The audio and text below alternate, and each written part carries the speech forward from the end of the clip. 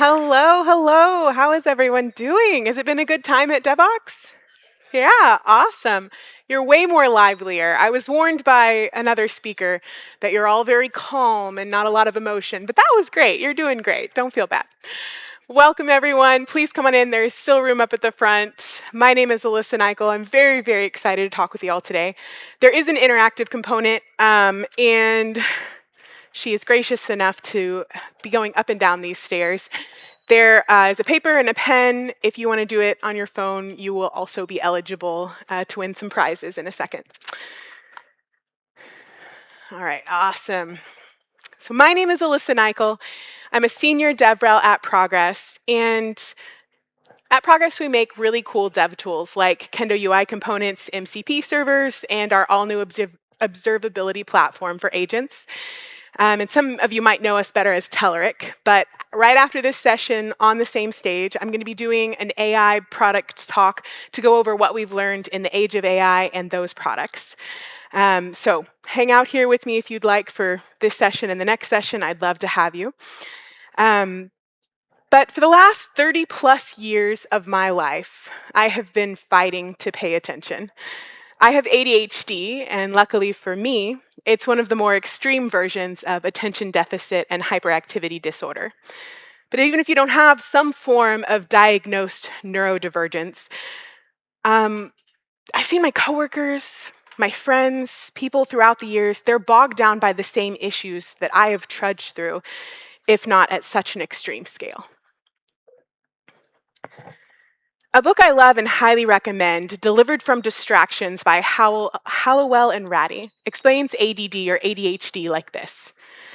Time is the thing that keeps everything from happening all at once. Time parcels out moments into separate bits so that we can do one thing at a time.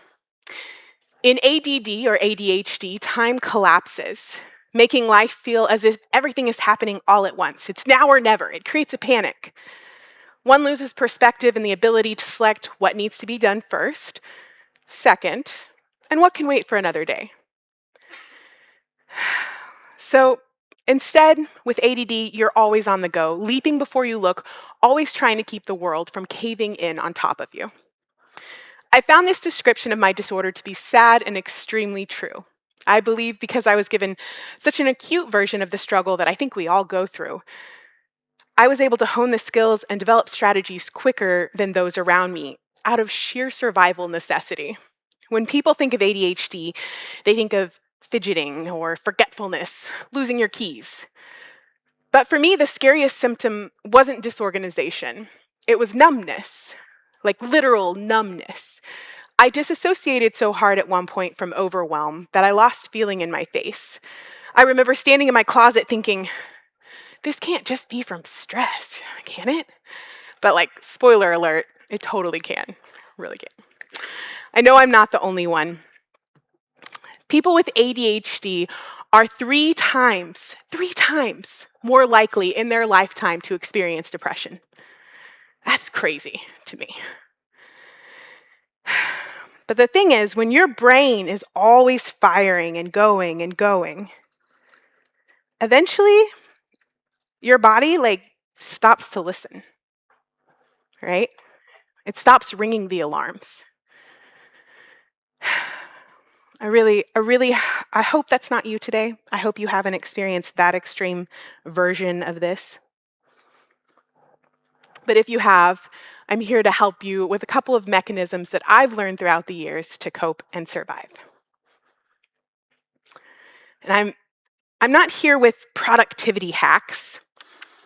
I'm here to talk about this survival that I've gone through and the tools that I built to not thrive at first, but to just stay above water. And the really beautiful thing is the tools that ended up saving me, they are more than just for my workday, right? They gave me back my brain. And I'll be honest, the things I'm about to share will feel trivial because when you're staring at something so overwhelming, so impossible, and someone hands you, right, the smallest life raft, you're like, really? That's it, right? But these things, they're not dramatic. They're small, they're timely, and they'll help keep you from disappearing. I've lived with a medically diagnosed brain that makes focus not just hard, but sometimes actually impossible.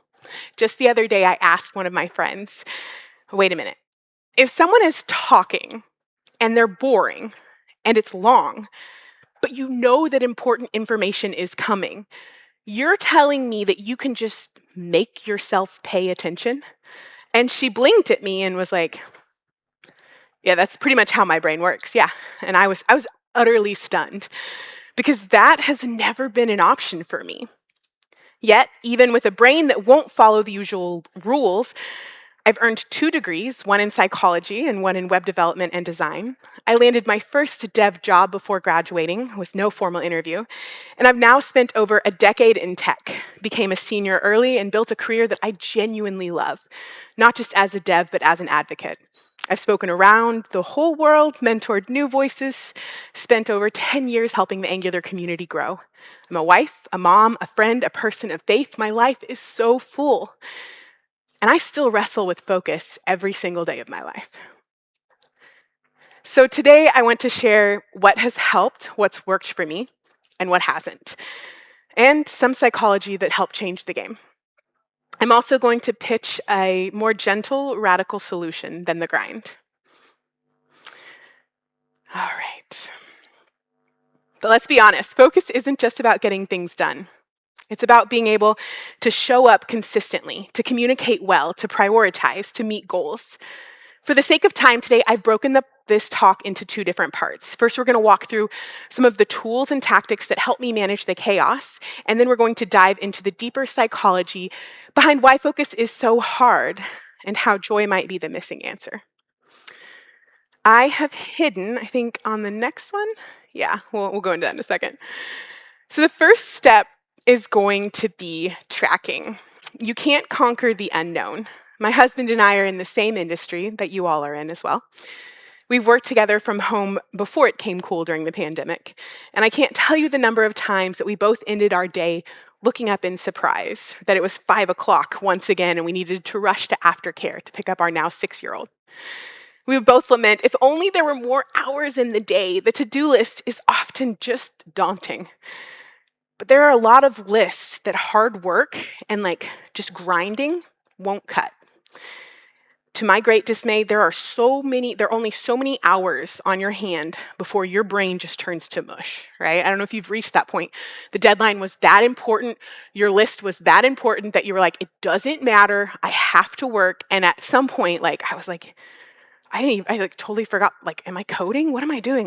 You get to that point, there's just so many hours of productive time that we're each given every day. So when you start to feel overwhelmed, perhaps even to the point of immobility by the sheer weight of to-do mountain, take a deep breath and grab a pen. For me, the moment of writing is often the moment of clarity. I call it Mount To Do. It's where everything I haven't done, haven't said, haven't started, haven't finished piles up in my head. And sometimes it's so overwhelming, I don't even want to look at it. I want to look at the mountain. But what I've learned is if I name it, I can tame it. If I write it down, it can stop chasing me. And if you're there and you're at that point of immobility and you can't even write it down, right? You're afraid of what you'll see. I totally get it. But the truth is, if it's in your head, naming's just making it visible. It's already weighing on you, right? You unconsciously know the weight of what you have to do. The goal isn't to finish the mountain, it's to stop carrying it in your teeth. This isn't a clean list, it's messy, chaotic, and honestly, that's the point. If you don't know what you're up against, you can't tackle it. If you want to start calorie counting, a great first step is just tracking the calories that you're already eating, right? What are my habits? What's on my plate? How much am I eating and when? When do you break down and give in? And what's going on during those times? These are all good metrics for understanding your current habits so you can work towards new habits. And the same concept goes for task management. The first step, as with weight loss, is just tracking. Your first step should always be tracking your to-dos. The first step to becoming the productive person that you really want to be is to list out absolutely everything that takes up mental brain space, whether it's work or home. It doesn't have to be separate lists. I'm incapable of making separate lists. Those of you out there, like my husband, who have OCD, will have to have separate lists, and I give a nod to you. But it can be one ginormous awful list called Mount To Do, getting everything on paper and giving yourself some time to breathe from that list. Inevitably, you will remember more, so it doesn't have to be the perfect list. We just have to get it done. However, then you can be left with a list that's a mile long, but still unable to move, right? This is where the Eisenhower Matrix, I once had a therapist who was like, have you tried the Eisenhower Matrix? And I was like, has anyone ever heard of the Eisenhower Matrix? So after you write your list down, you might still be unable to move. How on earth are you supposed to choose where to start? This is where the Eisenhower Matrix can be really powerful. It's a time management tool that helps you prioritize by category and based on urgency. And I believe we have, yes, I put one. I was like, I'm pretty sure I gave them one. So there is a box that says it's from high importance to low importance, as well as from important to urgent, as well as from how lengthy a time can be. So let me skip ahead. We're going to go to this slide. So the top left, I call it the do it. Top right, I call schedule. Bottom left is delegate, which this one kind of confused me at first because I was like, does everyone just have a home assistant that you can be like, hey, can you go write those 20 emails for me? Like, hey, can you get that feature request done? But we'll talk about delegate in a minute. And the last one is delete, which for me personally is one of the hardest. I have a different way that I have started managing my to-do lists. And that way basically allows me to delete items without acknowledging the fact that I'm deleting them. Because to me, to not be able to do absolutely everything, to give 100% of myself to everyone, it's just mentally a brain killer.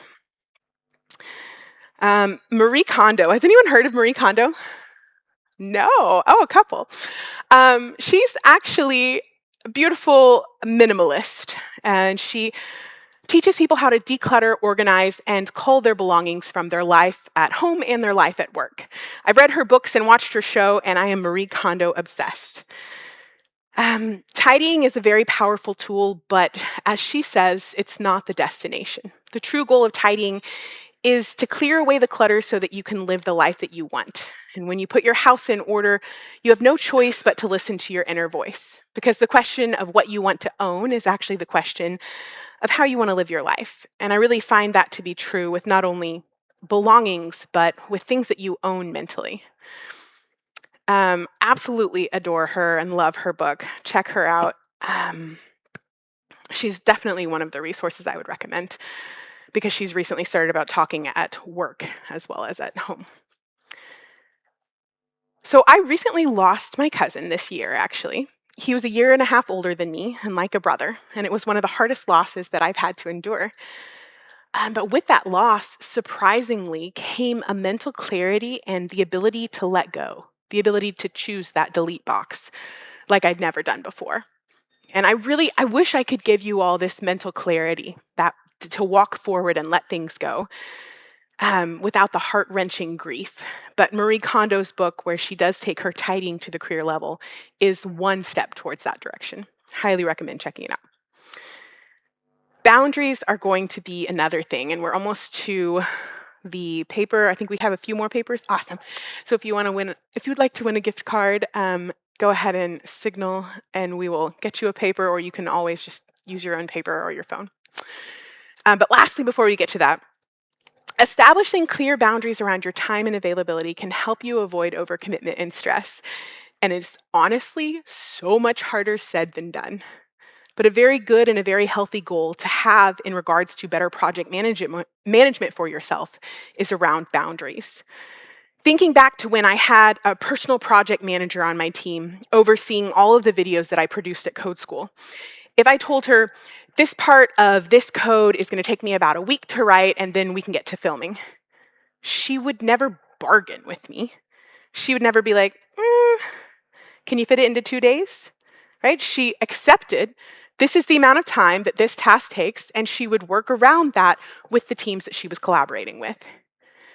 Why is it we can't do that for ourselves? We need to be our own protectors as well as our own organizers, starting with boundaries for our time and availability. All right. Get out your papers or your phones or whatever device you would like to scribble a brain dump on. We're going to do, I'm going to actually jump to this slide because I found out, did you know that Starbucks is not the same everywhere? I did not know this, not until I tried to use a Starbucks card because I was like, I'm going to test this out before I give out Starbucks cards. Tried to use a Starbucks card in Greece and it was a no-go. So if you're in one of these countries and you would like a Starbucks card as your prize, if you're a winner, you're welcome to that. Otherwise, I'll take your email and get you a gift card that you are able to use in your country of choice. That being said, back to the exercise at hand. All right, we're going to do 2 minutes feels like a lot. We're going to do 90 seconds, which would be crazy. We're going to do 90 seconds to make a list. All right. Not just of tasks that you have to do right now, but of things that are piling up on you. Can be personal, can be work-related, can be small. I can do this in an afternoon, can be big, this massive project that's weighing on me. No overthinking, just gut check. Let's start listing it out. I'm going to start. You all ready? 3, 2, 1. Longest lists win a prize. Start a 90-second timer. All righty. And I'm going to do it with you, just so that you're not alone. Because I know how it feels to be alone. Okay, I have to pack my bags. I need to record videos for the PMK project. I need to, I can't even type. Fix those prod bugs around LLMs. That's not helpful, thank you. Wow, LOMs. Whew. Okay, you know what? It's gonna be Elm for today. I'll remember. Oh, you can't see. Oh no. I guess I will screen share on such a thing. I was typing and forgot that you could not see. All right, you guys have how many seconds? 30 seconds. The longest list that you can think of. Do that laundry, fix that bug. What's weighing on you? Do you have an old project that you want to resurrect? I want to show you mine. I snapped this right before I caught my flight. I said, oh wait, because I still today, I do the brain dump because I can't sit down at my desk and start working until it's out of my head. This says hub updates for a website I'm in charge of updating, delete Signal 4. That was a branch that was a hot mess and I needed to delete it. And that is your time. Pens and phones and other devices down, put them down. Okay, who got 10 items? You're gonna have to count them. You gotta count them. 10? Anybody? Anybody got 15? You gotta like raise it really high because there's like really bright light. Okay, we're gonna go 11. 11 items. Number 10 might be our winner. Wow. You guys have nothing going on. Amazing. Okay. You, sir? Who, sir? There was I have 12 gift cards, y'all. Who has 9 items? Excellent. So you and you, afterwards or now, if you really want to, I don't care. 8. 8. Yes, you and you. I'll take you. 7. Good grief. All right. 7 and below, come see me afterwards. You'll either get a Starbucks gift card, you might get 2, depending on how few of you there are, or I'll email you something that'll work. Thank you for taking part. I know it's corny. It's the afternoon and we're a little slow and I'm 8 hours behind you mentally. So if I can be here, all right, you can too. Okay. Excellent. By the way, if you're not a big paper person or scribbling on your desk like myself, I understand. I've been around people like you. There are many apps that offer this same sort of situation. One that I've used before is by Wavesoft, but honestly, pen and paper is still what I default to. I have a lovely Totoro journal that's in my hotel room, and anytime I need something big or small, brain dump, it goes in the list. Doesn't matter what it's for. All right, but we're going to do next the Eisenhower Matrix. She's beautiful, isn't she? Again, my biggest problem with the Eisenhower Matrix is delegation. If I had a personal assistant that could delegate these things to, I don't think I'd be using an Eisenhower Matrix in the first place, but I do find it occasionally helpful to actually prioritize. I've tried this technique, this one as well, eat the frog. Has anyone heard of this? Someone once told me that, and I was like, disgusting. Yeah, we've got a couple. Eat the frog technique involves doing your hardest task first thing in the morning to supposedly for some help reduce procrastination, boost productivity, improve focus.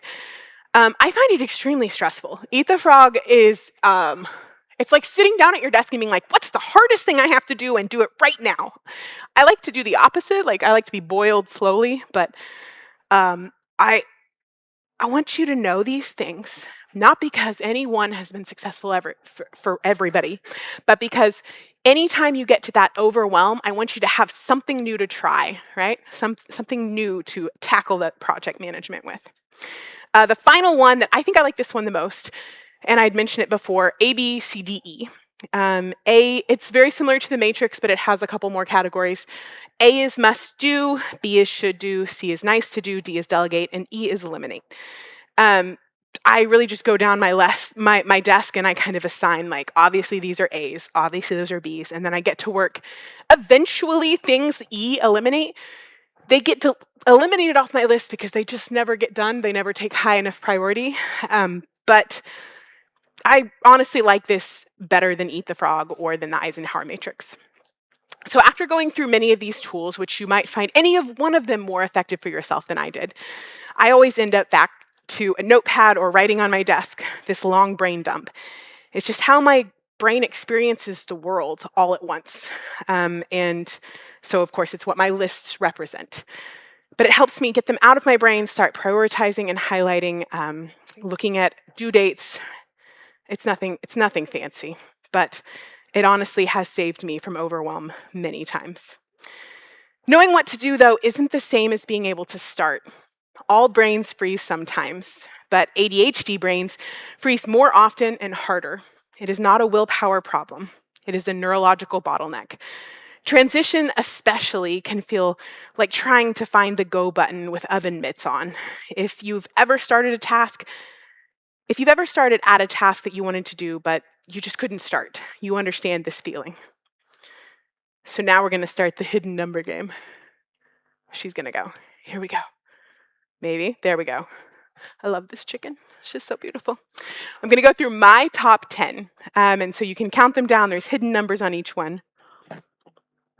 We've talked about mental models, brain dumps, matrices, prioritization techniques that have helped me survive the overwhelm, truly.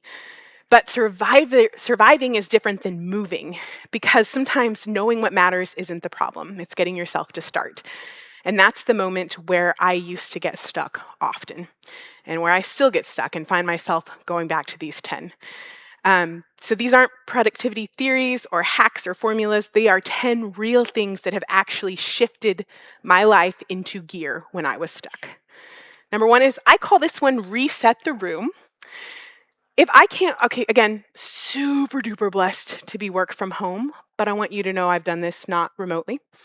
If I can't work at my desk, I cannot get my brain into gear, I will move to the dining table. If that fails, I will sit in my car. I actually have a little mini board that sits over my steering wheel, so my laptop, because often enough, I will find myself in my car just sitting in the driveway working. The postman walks up, I'm like, hey, Bob. 9 times out of 10, changing my location is enough to get me unstuck. It sounds silly, but this one seriously has been a game changer. And it turns out there's actually science behind this. ADHD brains often struggle with context-dependent executive function. Changing your environment creates a contextual shift, which helps break out of the mental inertia that we can feel when the space around us becomes associated with freeze or avoidance. What does all that mean? Have you ever heard the words, you shouldn't work in bed? you shouldn't do homework in bed, you shouldn't, right? You shouldn't do something stimulating in bed. It's because your brain associates physical space with mental space. I was productive here. I was wide awake here. I was entertained here. And so often if you are like, dude, I have freaking got to get this done. Why can't I get started? Or why can't I move on this project? Physically move your body if you're capable. I know some of you poor souls have desktops. I don't know what to tell you. Could not imagine. But reset the room is my go-to. Yes, engineer your environment to serve your brain. What I wanted to tell you, what I wanted to share with you, you might be like, yes, Alyssa, but I work in an office and I have to be there 6 days a week.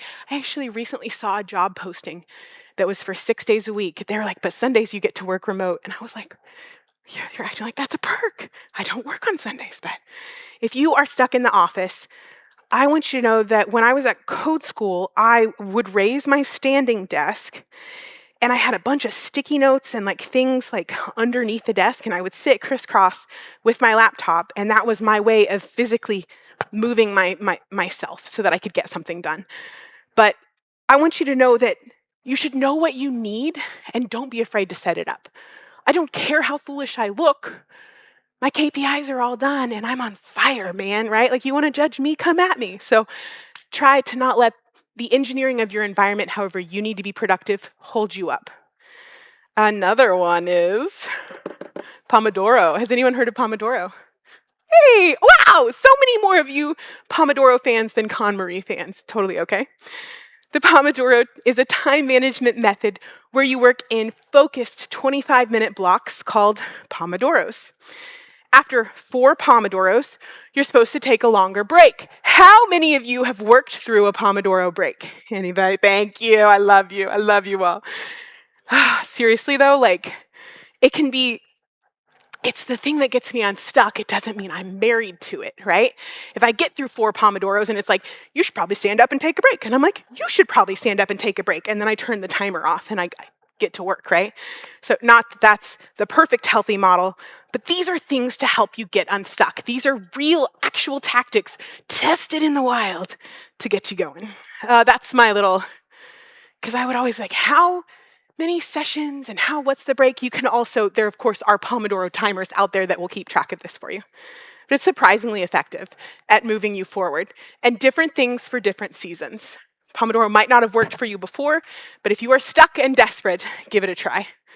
But yes, so the idea is focused intervals, built-in breaks, helped overwhelm brains get unstuck. Something that so I have the little Mac app in my upper corner, and it's really powerful. I wonder if you can see it.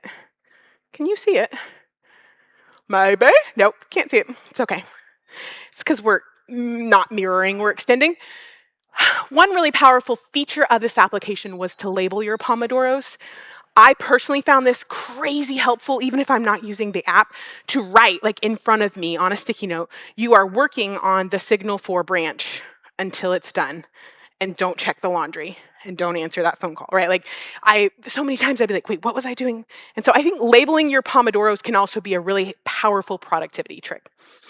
But at the end of the day, it doesn't matter whether you use a tomato timer from the 90s or a new slick app.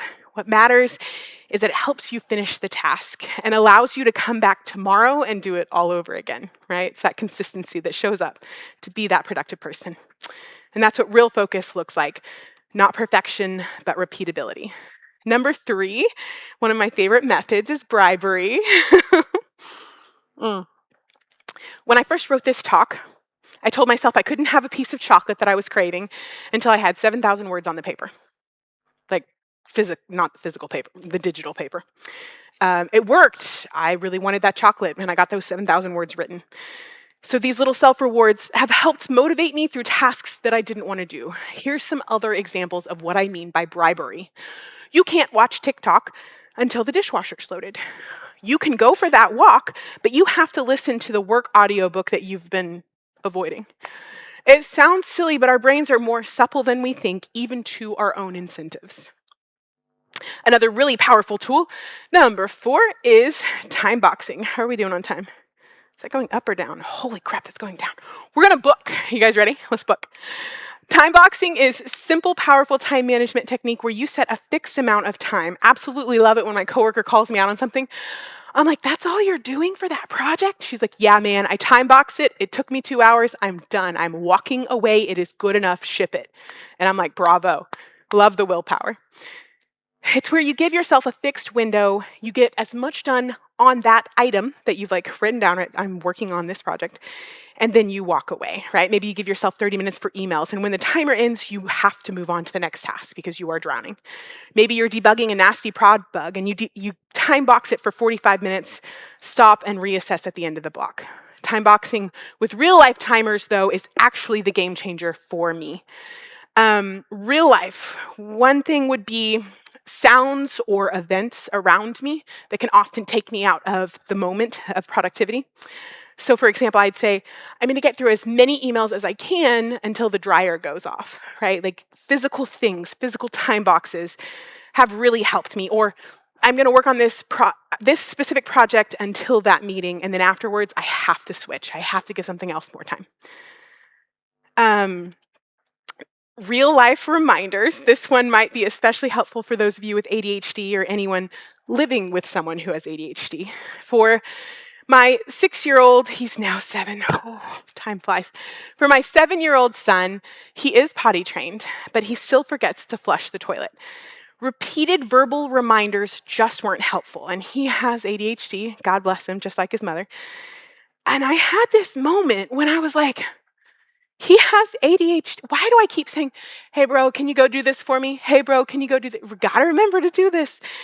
Willpower is not the issue, it is neurological. So I tried something different. I strung painter's tape across the bathroom doorway. So every time he walked out of the bathroom, he had to duck. And I said, every time you duck, baby, this is your reminder. Did I flush the toilet? Simple, visual, tactile, and it worked. Right? He remembers now, and I don't have the painter's tape across my doorway. But this is what I mean. He also made that beautiful creeper out of tape. Gotta love him. He's very artsy. These kind of real world nudges, though, they help with more than just bathroom breaks. When I'm refilling my turtle tank, I set an alarm so I don't flood the house, which I have before, right? If I have 3 must-to-do tasks before I sign off from work today because they are waiting on me, they are dependent on me, and I want to be that reliable, productive person. I'll write each one on a sticky note that sit in front of my keyboard or with my whiteboard marker on my desk, and I don't get to stand up until they are torn up or thrown away, right? Physical reminders. I will change if something super important. If you ever see me with my wedding ring on my wrong hand, I am on a mission, right? But until that mission is done, because it'll drive me crazy that my wedding ring isn't on my correct finger. These are physical reminders of things that my brain will let go of, and I am telling you, they have saved my life time and time again. In high school, I used to write reminders all over my hands, right? Pack goggles for swim, right? Whatever it was. That big test on Friday. These visual, tactile tricks have helped me so, so much. Willpower and desire are the hard edges, the tight grip, the white-knuckled effort, but they often are not enough. What lasts are the soft reminders, the kind edges, the gentle games that we play with ourselves. Not because they're childish, but because they actually work. And they're the ones that will stick time and time again. They're the ones that reshape pathways in our brains, not through pressure, but through practice. And slowly, they change not just what we do, but how we see ourselves while we're doing it. Number, is that 6? That's a 6. Speaking of which, we have 6 minutes. Ooh, spooky. Day of death. So, not every task needs a 25-minute tomato timer. Most days I don't do Pomodoro, I do looser time boxing. Bigger blocks in the morning, right? And then smaller things after that meeting. Flexible containers. But I have these tools in my back pocket for seasons of life because I have the memory of an absolute goldfish. And I'll be like, oh no, what do I do? I'm so overwhelmed. And I'll be like, you've written a talk about this. You have tools. And I'm like, right, go back, try these things. But Day of Death is something that I've tried for years to schedule, if I'm lucky, all of my meetings on the same day. And it is a day of death. It's absolutely no lunch break, no bathroom breaks. I'm like, come on, baby. I'm on my standing desk. I got my espresso. But it's so beautiful because you know what those other days have? No meetings, nobody talking to me. It's so beautiful for productivity, for my brain, for the way I work. Absolutely love it. One day of meetings to rule them all. Does everyone at my work, my 3,000 employee company, follow Alyssa's day of? No, they don't, but I try. I try to do the day of death still to this day because it honestly allows me to free up that mental space for programming on other days. Now, who here has worked in fast food service? The last time I asked this to an international audience, it was very, very low, so it's okay if you've not ever. But I used to be both, yeah, I guess we got a couple. I used to be longtime fast food service person, server, barista for years, Red Lobster, Starbucks, local coffee shop, Taco Bell, even a crepe stand in Colorado. I've done it all, right? There are two big takeaways from my time in fast food. You ready for them? Number one, get out before you become a lifer. The person who's there for life, a lifer. And number two, this game that we used to play to help us with our sanity. Don't look at the clock. During slow shifts after cleaning every surface in sight, you had two choices: go insane or play the game. You challenge yourself to see how long you could go without checking the clock, and I got so good at it. Years later, I still play, just with different metrics. One example, while writing this talk, I challenged myself, how long could I go without checking the word count, right? Spoiler, it was way more motivational to look up and realize, oh, I've written 3,000 words versus I've written 20 words, right? So don't look at a clock. Doesn't always have to be about time, but it's a really cool, powerful game. Things like don't look at the clock, day of death, personal briberies, they might sound silly or small, but these are things that have kept me moving, and they're mechanisms that have helped me succeed despite my disadvantages that I've fought through. So the next time you're stuck, try making it a challenge. Try playing a game. You might be surprised what it unlocks. People always say, don't forget to take breaks. But with ADHD, it is all or nothing. So one second I could be working and the next I'm staring at the ceiling thinking about lemon muffins, right? The real tip for me personally isn't take more breaks, right? My brain's going to take a break whether I want it to or not. But it's use your breaks to your brain's best advantage. Last week, I realized I was eating lunch too late. And after a late lunch, because I would power through the morning, power through the beginning of the afternoon, and then I would starving go eat a huge lunch, and then my after lunch shift at work was horrible. It was so sluggish and sleepy and really unproductive. And I realized I'd gotten into this weird habit of eating like a 2 or 3 p.m. lunch. And I was like, what am I doing? Sometimes it's not about forcing yourself to be productive. It's about noticing what's not working, right? And changing that inertia. I know this talk is about productivity, so this next part might seem a little off topic, but hear me out. Self-care and productivity go hand in hand. Throughout my life, I can trace every wave of productivity when I was on a high back to when my mental health needs were being met, right? When my physical needs were being met. How much sleep do you have? How much you're eating? Are you in a workout routine? It's all so super simple. And yet if you have 9 out of 10 of those working against you, of course you're not productive. Of course you're not where you want to be with your goals. I started cycling a couple years ago on a bicycle, cycling with a group and walking too. And I always try to do it before work. If I'm not like lifting weights or cycling or jogging, I'm doing something, I'm walking. And it's not always about being fit for me, it's about starting clear and shaking off that mental brain fog. So journaling, right? That's my mental declutter, the brain dumps and more. It's not always long, it's not always poetic, and sometimes it's just messy, but it helps clear space and help me focus. I've even made a little chant, and I will do it for you now. Work out, eat right, sleep well, drink water. Work out, eat right, sleep well, drink water, right? Like I always, in the afternoon, I'm like, why do I feel like I'm dying? And my husband will be like, have you had any water today? And very simple things, but they all add up. All right, we have 44 seconds left, so I'm going to end with number 9, because for those of you people who are very OCD, it would kill you to not know all of them. So number 9 is AI.